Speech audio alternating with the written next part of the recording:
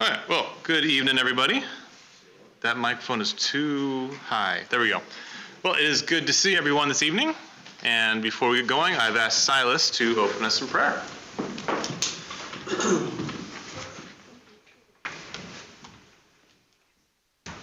Most Holy Father, thank you for this time we have to come and spend together learning about your word.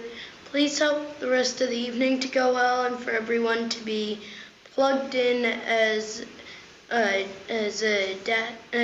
David teaches us more about how to study the Bible.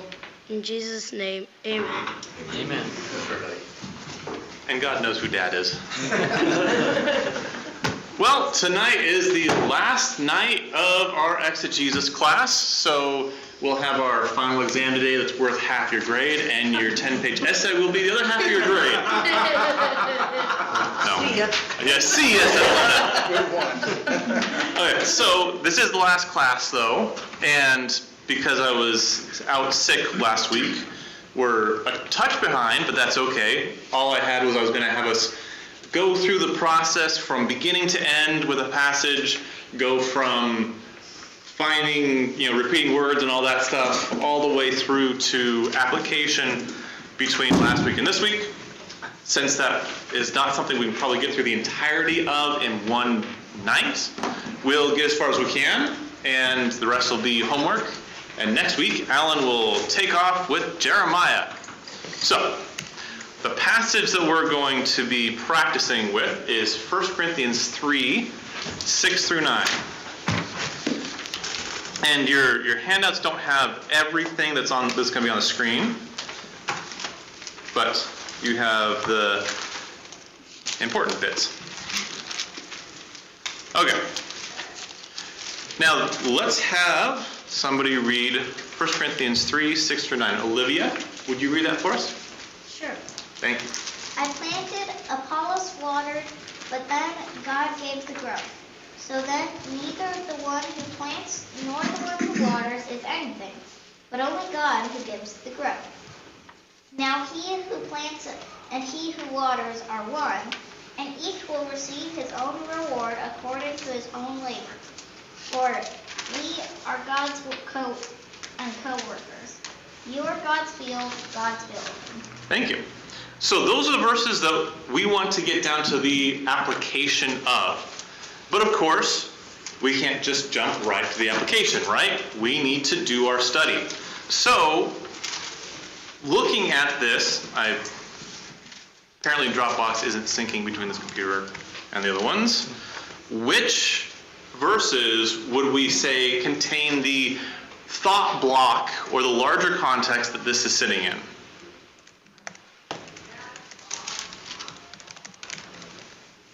I would say 7. 7. Okay.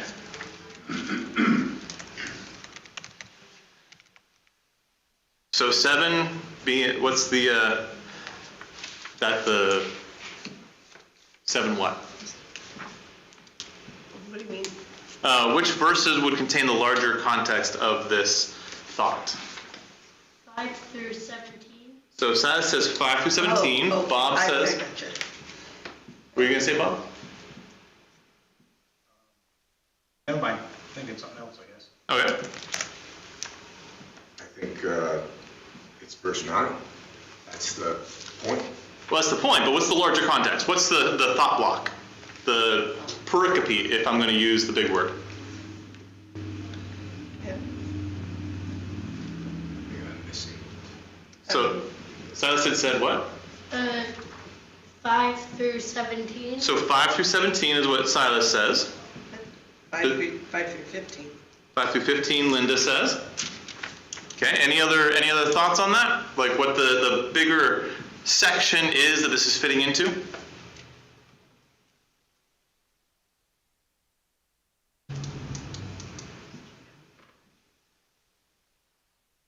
I think that we're on the right track, but I think we need to go a little bit further back because verse 5 starts with, what then is Apollos? Is that the beginning of a thought or the continuation of a thought? Continuation. Continuation, okay. So, going back before it, where does that thought really start? Chapter 1. It really starts in chapter 1. Right. And that's, we could really go back to chapter 1, verse 1. So bringing it further forward than that, where does this section kind of begin?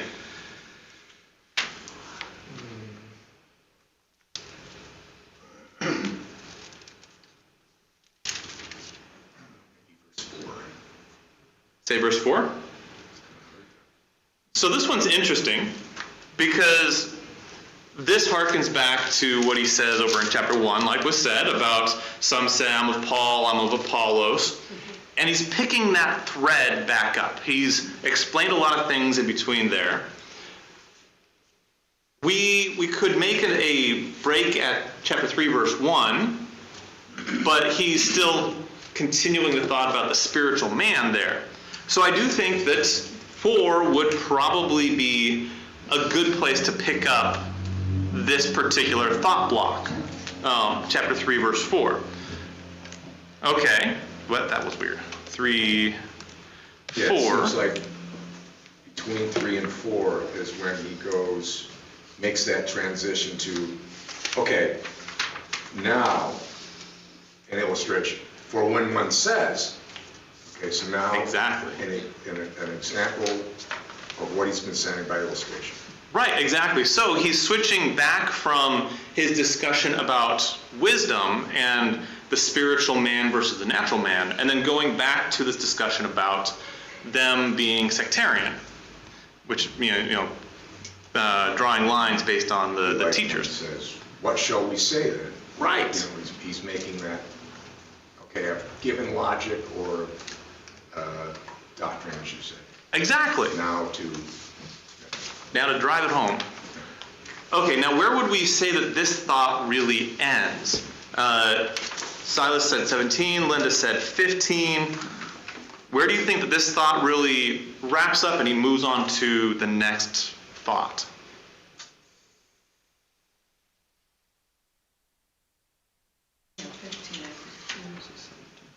I agree. I think 15 is probably where it wraps up. I mean, 16 through 17 definitely contribute, but I do think that there's a shift that happens at 16 where he says, do you not know? And he's shifting the discussion just a little bit.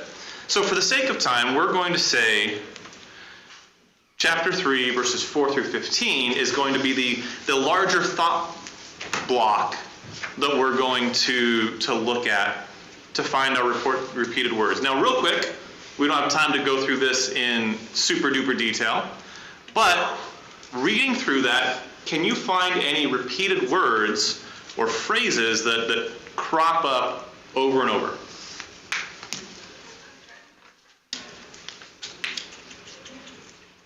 There's a similar thought in verses 9 and 17.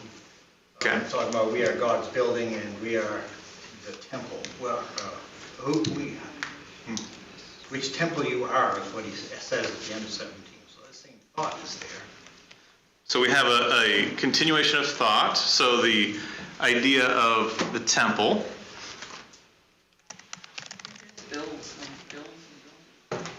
So we have build and building.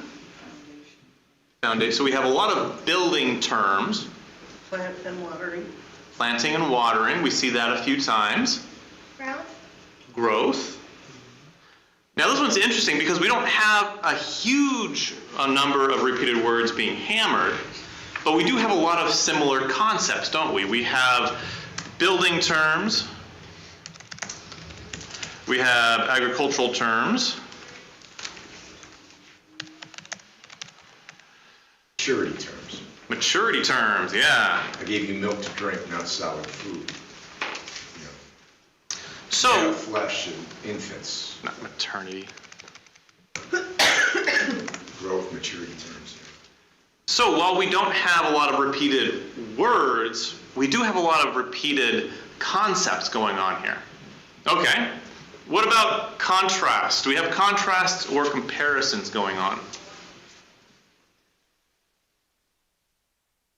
Yeah, it's like you have the whole buildup of the you say, for I am of Paul, or I am of Apollos. And then the what then? You say, but what then? Right. So what would that be, a contrast or a comparison, do we think? Probably a comparison. Right, so we have this verse 4. For when one says, I'm of Paul, and another, I'm of Apollos, are you not mere men? What then is Apollos, and what is Paul? Servants through whom you believed, even as the Lord gave opportunity. So we have this comparison of what are they? Now this is kind of fun because it's not even a direct comparison, it's an open-ended. What are they? You're mere men. So we have this driving home of who they are through some open-ended questions. So verse 3, 4, we have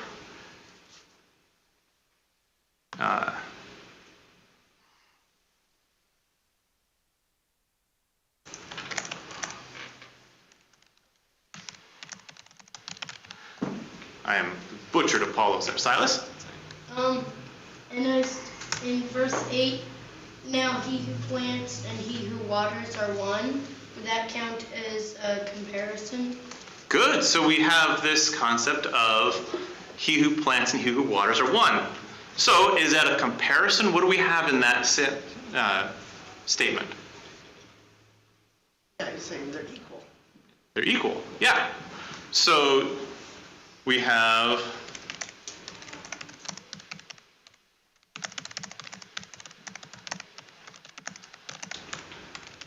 right. Otters. I'm sure I touched W on that one. So, and that is in verse, what was the verse there, Silas? 8. 8, thank you. And 9 goes on to say God's fellow workers, God's field, and God's building. Right. So we have that comparison of the field, sorry, I'm reading while I talk. Then field, then building.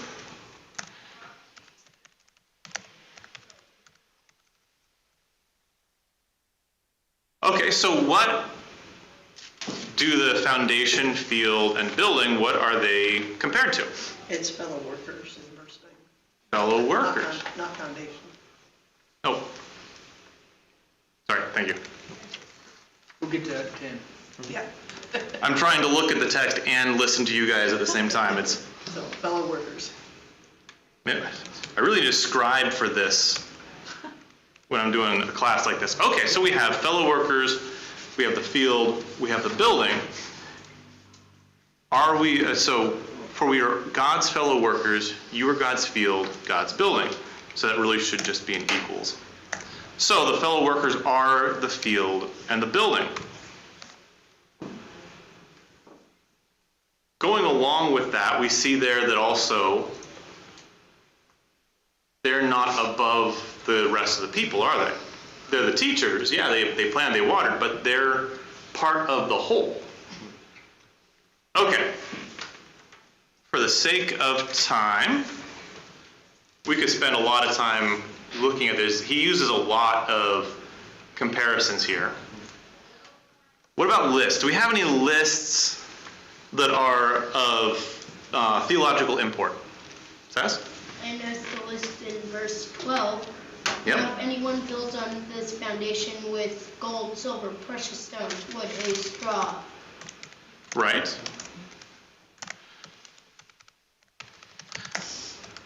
So we have building materials in verse 12, right? Any other big lists going on? Planted and watered. So planted and watered a number of times, right?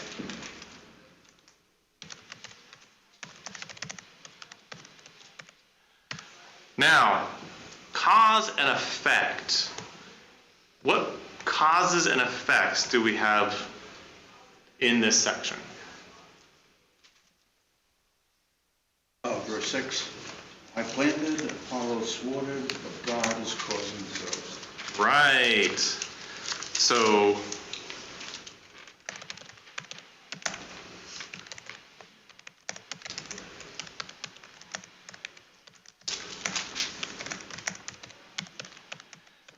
Now that one right there is cool, because we see where the true growth comes from.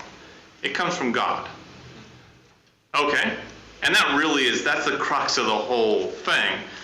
But what other cause and effect do we have in this section? So, Alan?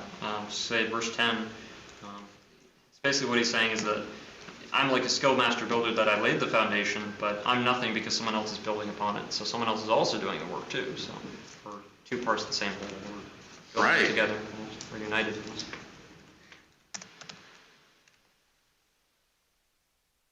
Fellow workers, yeah.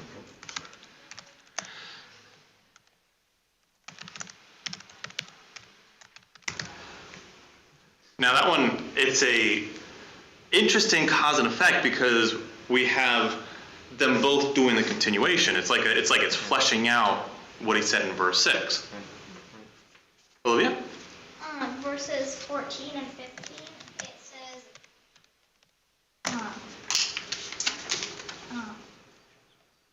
Ah. that anyone's work that he has built survives, he will receive a reward.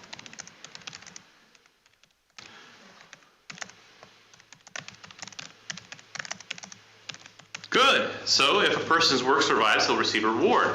Good cause and effect, Olivia. 17 also. 17.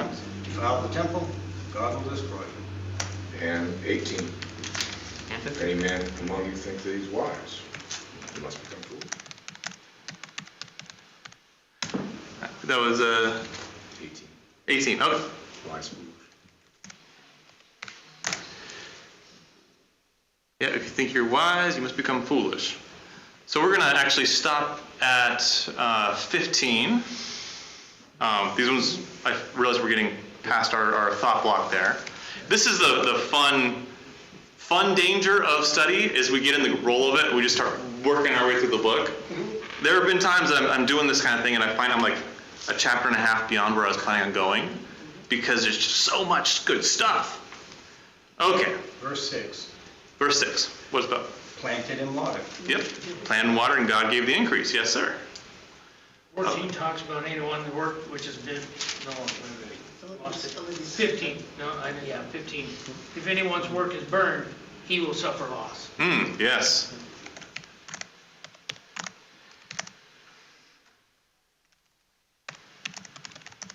Oh, I thought he was figures. What? Yeah, we were, but we Oh, back row. sorry. That's okay. Okay, so figures of speech. We have a lot of figures of speech, don't we?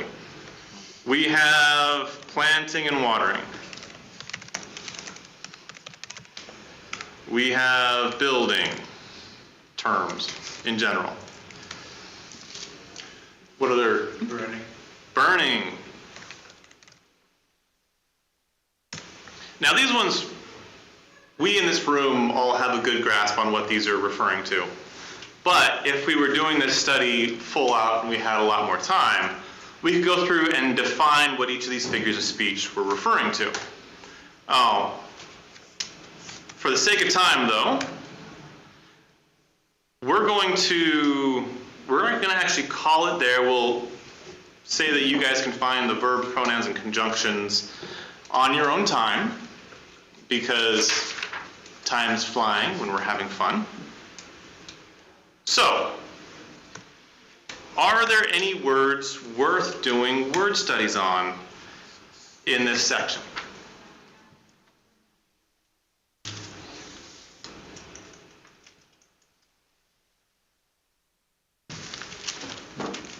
I would say growth or increase.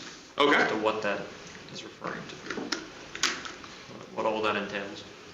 So, whoa, that's really big. I know it's a simple word, but there's a lot going on there. Why can't I get, there we go. Labor and reward. Reward, yeah, sure.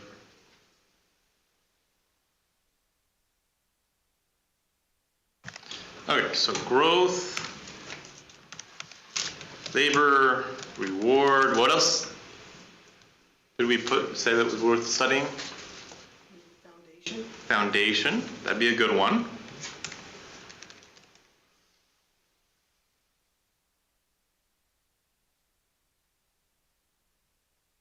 or is that Alan? You're Silas, he's Alan.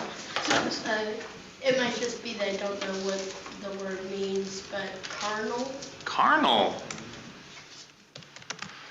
That's good. So Silas hit on something here that's really good. When there's a word you don't understand, that's one to do a word study on.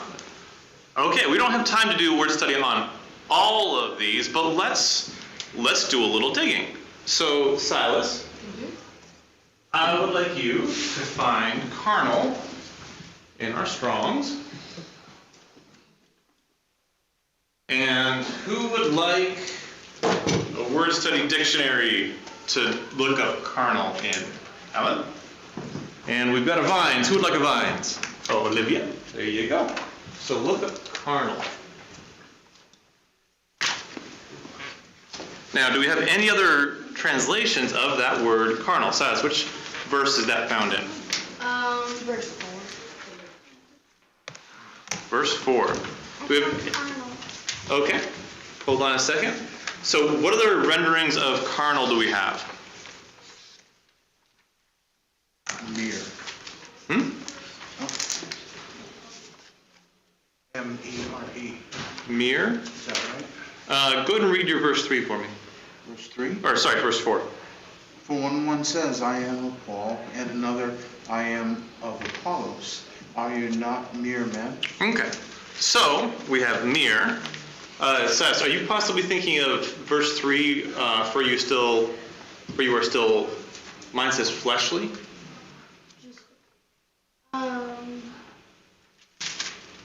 Well, in verse 4, the New King James does use carnal. Okay, New King James does use carnal in verse It says, 4? are you not carnal? Okay, are you not carnal? Okay. Yeah, I was referring to in verse 4, I belong to Paul. Okay. I belong to Apollos. Are you not carnal? Carnal men. Okay. Yes. Good to know. I misspelled that. M-E-R-E. M-E-R-E. There you go. So we have mere, we have carnal. So Silas, in the Strongs, do you have a Strongs number for us? The closest I can find is carnally, but that's not the same word. But the one I was reading from is a New King James, and this Strong's is NASB. Ah, okay. So, So you'll want to look up mere then. okay, mere. M-E-R-E. While we're at it, has somebody with one of their books, have you found one that has a reference to our passage? No, I just have definition. You have a definition, okay. Fleshly, generally of things that are corporeal, external, temporal, implying weakness, frailty, imperfection. Okay. Mine does too. Okay, good.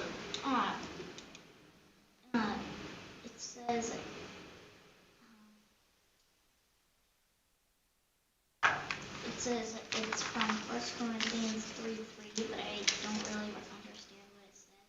Okay. It says, having the nature of flesh, sensual.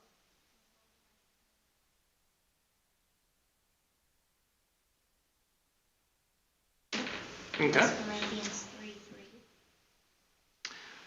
Okay. Now, what does anybody notice about if you've got a New King or a New American Standard? What do you notice about that word mere? Italicized. Hmm? Italicized. It's italicized. So what does the italicized mean in the New American Standard? It was added for context. It was added for context. Now, the New King James doesn't necessarily delineate it like the New American Standard does. Yes, Seth? Got a Strong's number now. Okay, what's our Strong's number? 3441. 3441. Yep. Let's look that up. Look it up in the back of the book and tell us what you find. Okay. So, the fact that it's italicized and it's added for context means that there's not necessarily a direct Greek word standing behind that, but the translators added it in so it would make sense. Now, these words are sometimes really interesting studies because it might be a part of a compound word from one of the surrounding words, or it may not. And so finding that out is an interesting study. And I'm looking on my phone right now to see what we've got there. Okay. So Sash, do you have that word? Yeah, but it doesn't make sense. Okay, what is it? So it says Yishvi Well, from 3,440, a DESC period. okay. Not sure what. Just give us the definition. Of Ishvi. Does it have an English translation? Oh, you're in Hebrew. You're in the Hebrew side, aren't Oh, Hebrew. you? Yeah, go to the Greek side. Okay, that makes sense. That's why we do these practices. That's okay. I forgot that it had that distinction. Yep, that's an easy mistake to make. It's 3, 4. Now, I'll let him find that word, but I'll give us a end of the story. It's borrowing the merely from fleshly in the previous verse. The Greek just says, "Are you not men?" And so for clarity, they said merely men or carnal men, meaning natural, which harkens back to the whole previous discussion about natural versus spiritual. But I am interested to see which Strong's number he found. What do you got, Cyrus? Got it. So it says monos, a P-R-I. Just give us the definition, Si. Alone, even, just, merely, only thing, private, themselves. Okay. So means simply what the English word says, merely. Okay. Now this is a fun study because we might not have jumped on that word otherwise, but we had a question about it, and now we've fleshed it out a little bit. Now there's further study we could do on that, but for the sake of time, I'm going to say if you want to study the rest of the words, you can do it on your own time. Let's get to the application. So we've been grasping it in their town, right? We've been studying it. We've been studying the words, trying to understand what it would mean in their time. So how would we summarize the original situation?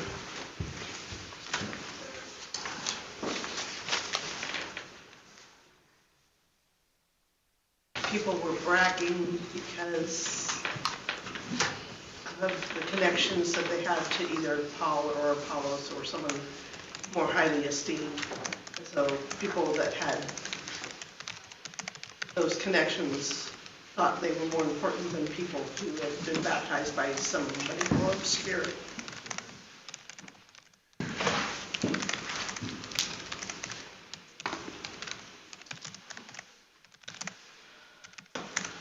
Good, yeah. And that's backed up by what it says over in chapter 1. Okay, so that's the situation. And wow, when I type fast, I do some weird things. It's hard on a laptop. It is, especially when I'm trying to talk at the same time.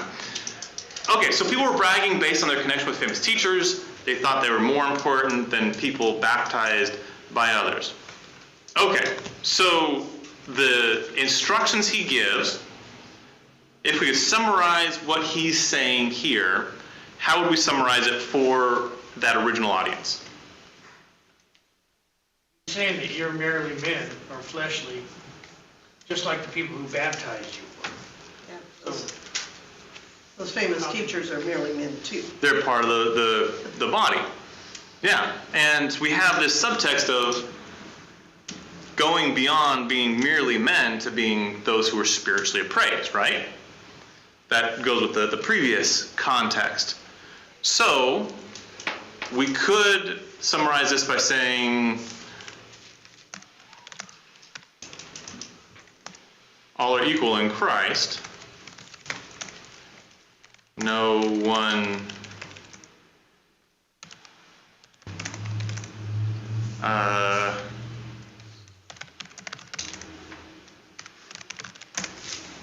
no one teacher imparts more holiness than another on their converts.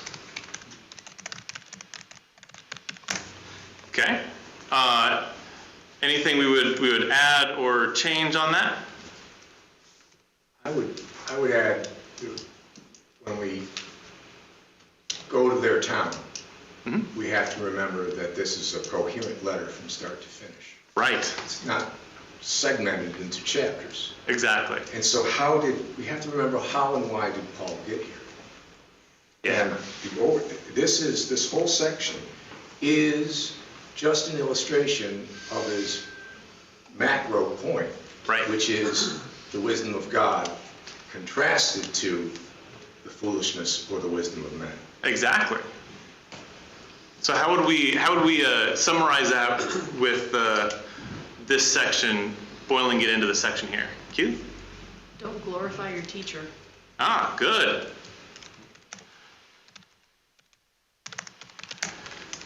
We could even say,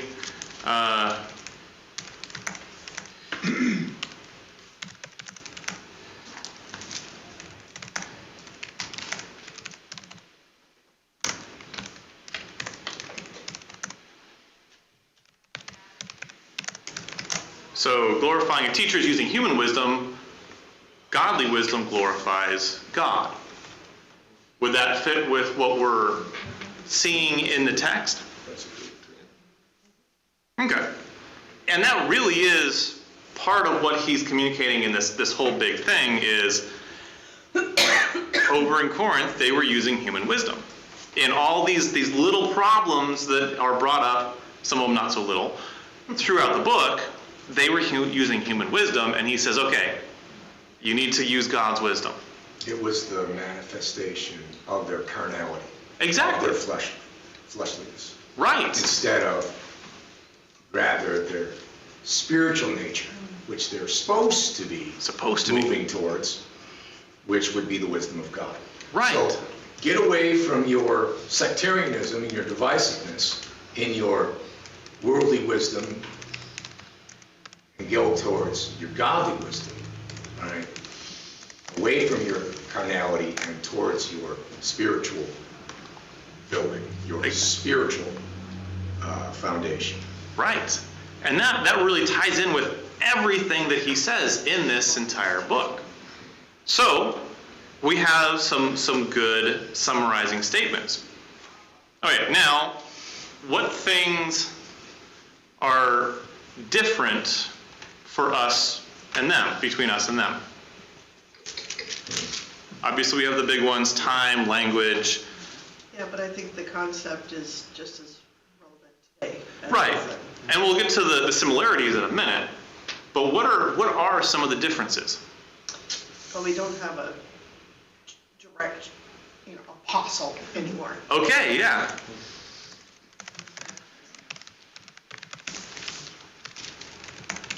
That's a big one. We don't have apostles baptizing us.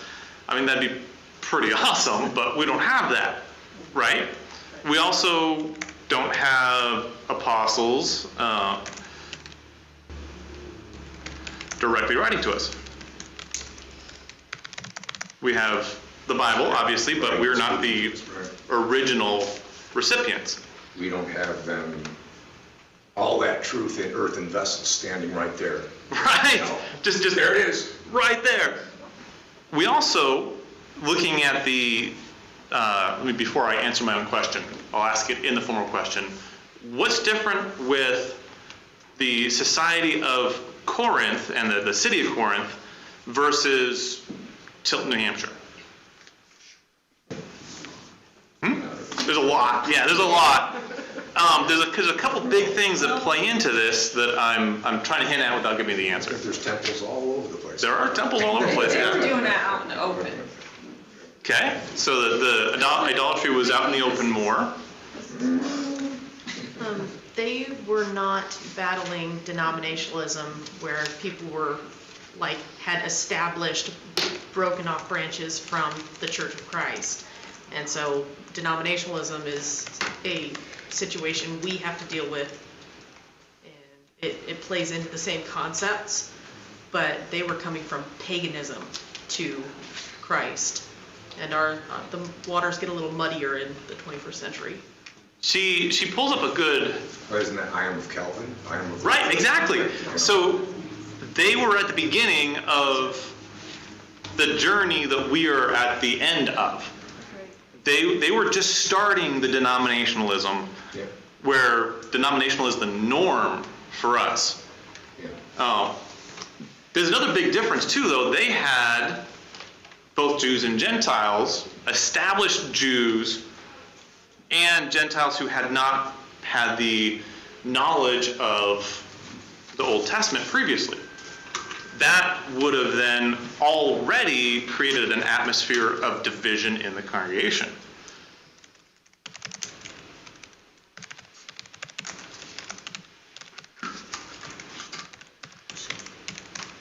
So there's a lot of things that separate us from them, but there's also a lot of similarities, right? We have people claiming names of special teachers. We have that sort of stuff going on. So, step 3, looking at the principles. We already boiled down some pretty good principles up here in summarizing the meaning, didn't we? And I would say if we could almost just copy these two right across and put them down here. Principles that are not bound by time, that are seen in the text and are applicable to us as well as them. The glorifying a teacher is using human wisdom. Godly wisdom glorifies God. And we need to move from fleshly wisdom towards godly wisdom in all things. Is there any other theological principles that we would add to these things?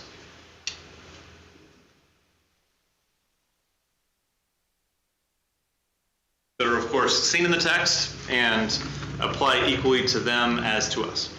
There's still work to be done. We still have to be planting and watering. There's still work to be done.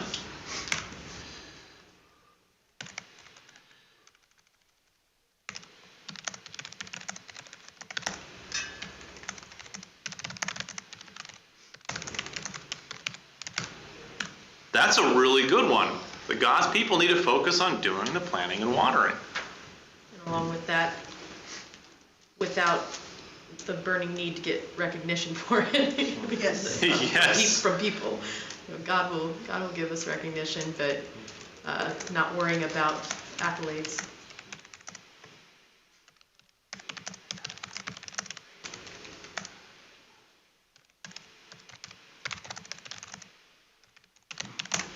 God's people should seek approval from God, not recognition from humans. Certainly the theological principle that there's one church, one body. Absolutely.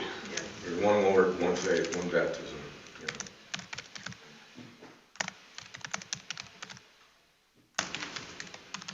Right. Very much so. He doesn't say, hey, you guys do your own thing, we're all good. He says, no, there's this one. Good.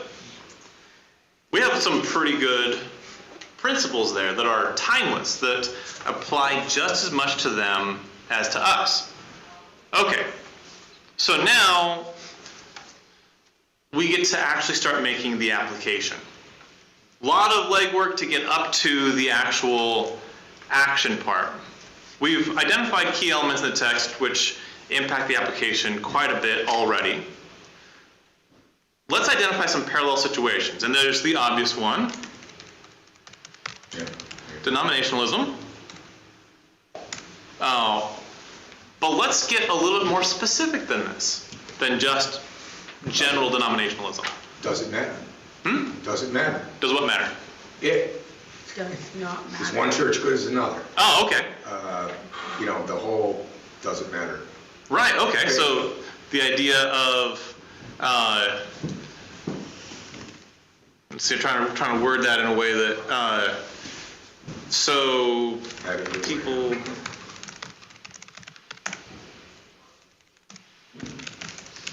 The church of your choice. right. The Burger King mentality. Okay. What other parallel situations might we come on in a specific way? And we tend to gravitate towards the big denominational thing, but what about elevating a preacher onto a pedestal? Or seeking to be elevated on a pedestal. Yeah. Yelling. I was thinking pride. Atrophy situation. Right.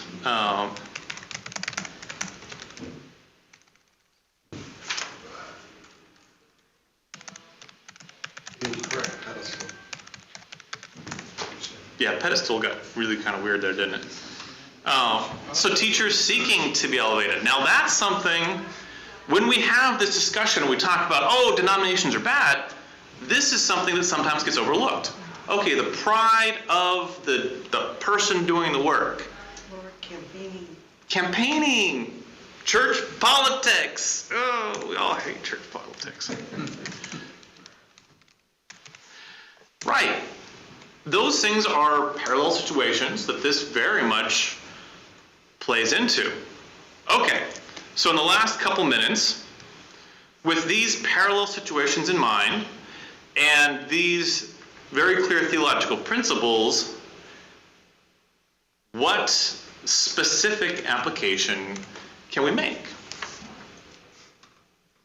And it's going to be very similar to all the things we've just said, but let's make it as specific as possible. Set aside your pride and seek to glorify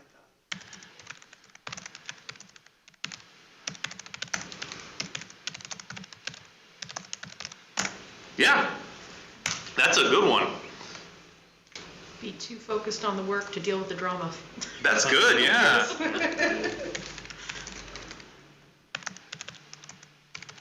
Or I should say, the drama needs to be dealt with, but the idea of focusing on the drama. Right, yeah, being worried about it. Got one job.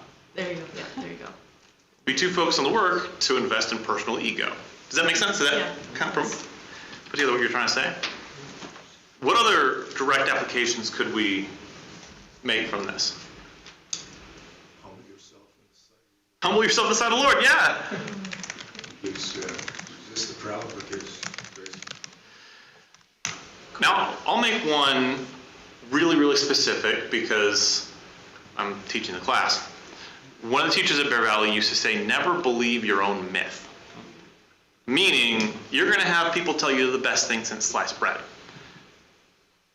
Take the compliment, but don't buy into it. Don't start believing that you're the best thing since sliced bread.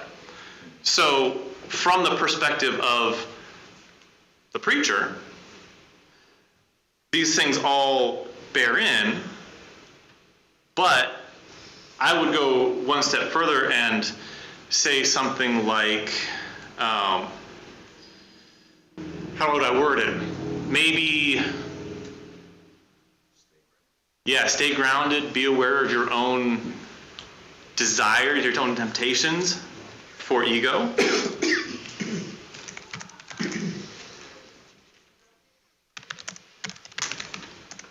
You're not all that in your bag of chips is lousy. Right.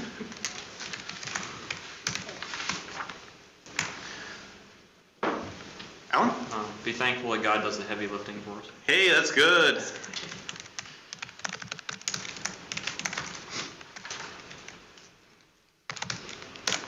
Right. Now, right there we have some really good, actionable application, don't we? Now, one of the things, the last minute that we have, one of the things I like about this exercise is it forces us to go from the kind of rote answers of denominations are bad, done, right? And get really, really specific down to, okay, in my life, what action can I take based on this? And it's generally pretty challenging. Well, thank you all for your inputs. I would love to continue this, but we are out of time, and Alan will start next week. Thank you all.